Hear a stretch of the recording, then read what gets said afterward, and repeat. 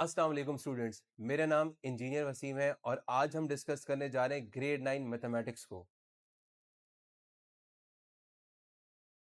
अब इस वीडियो के अंदर हम डिस्कस करने जा रहे हैं मैट्रिसेस की अगली एक्सरसाइज जो कि एक्सरसाइज 1.2 है। 1.2 में हम क्वेश्चन नंबर 1 और 2 को डिस्कस करेंगे और इस एक्सरसाइज के अंदर जो क्वेश्चन नंबर 1 है उसके अंदर हमारे पास चार डिफरेंट तरह की बातें हो रही हैं। चार डिफरेंट तरह की बातें यानी कि चार डिफरेंट तरह की मैट्रिसेस की बातें हो रही हैं। वो है, सबसे पहली है आइडेंटिटी यानी कि यूनिट मैट्रिक्स, दूसरी है रो मैट्रिसेस, तीसरी है कॉलम मैट्रिक्स और चौथी है नल मैट्रिक्स। ठीक है, अब हम देखते हैं कि जो पहली मैट्रिक्स है हमारे पास है।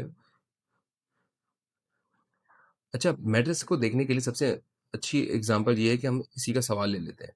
मैट्रिक्स ए को लेते हैं, इसकी एग्जांपल है 0 0 0 और 0। भाई जब सारे एलिमेंट्स एक मैट्रिक्स के 0 0 हो जाए तो उस मैट्रिक्स को क्या कहते हैं? नल कहते हैं। ठीक है, तो नल की डेफिनेशन यहाँ पे क्लियर हो जाएगी। बी अब लेते हैं।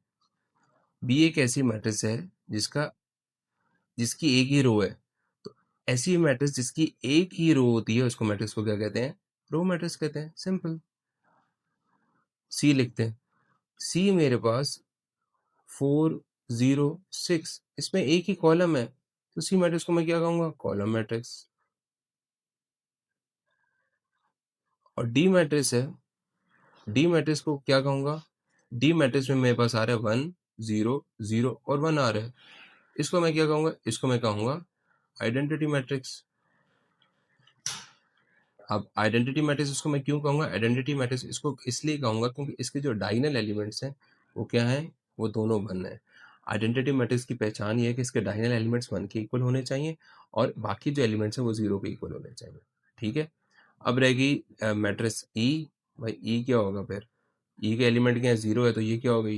ये वही होगी जो मैट्रिक्स ए थी, यानी कि नल मैट्रिक्स हो गई। और एफ और सी जो है वो रिजेंबल करें एक दूसरे के साथ।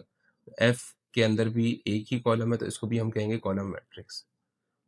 ठीक है, अच्छा, अब दूसरे सवाल पे देखें। दूसरे सवाल में दो एडिशनल बातें हो रही हैं। उसमें एक स्क्वायर मैट्रिक्स की बात कर रहा है और एक रेक्टेंगुलर का इजाफा कर रहा है, इसके अलावा कुछ नहीं कर रहा।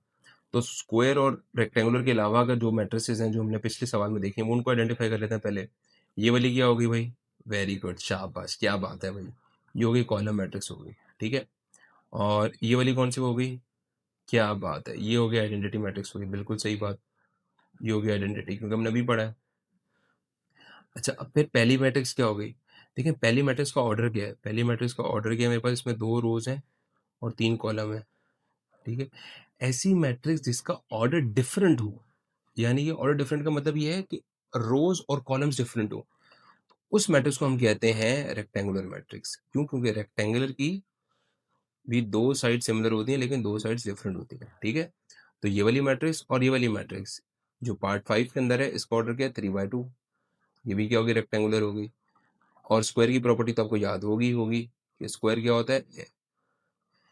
ऐसी फिगर जिसकी सारी साइड्स क्या होती हैं? इक्वल होती हैं। तो पार्ट 3 के अंदर ये क्या आएगा? स्क्वायर आएगा। क्यों स्क्वायर आएगा भाई? तो इसका ऑर्डर क्या है भाई? 2/2 है। क्लियर? गुड।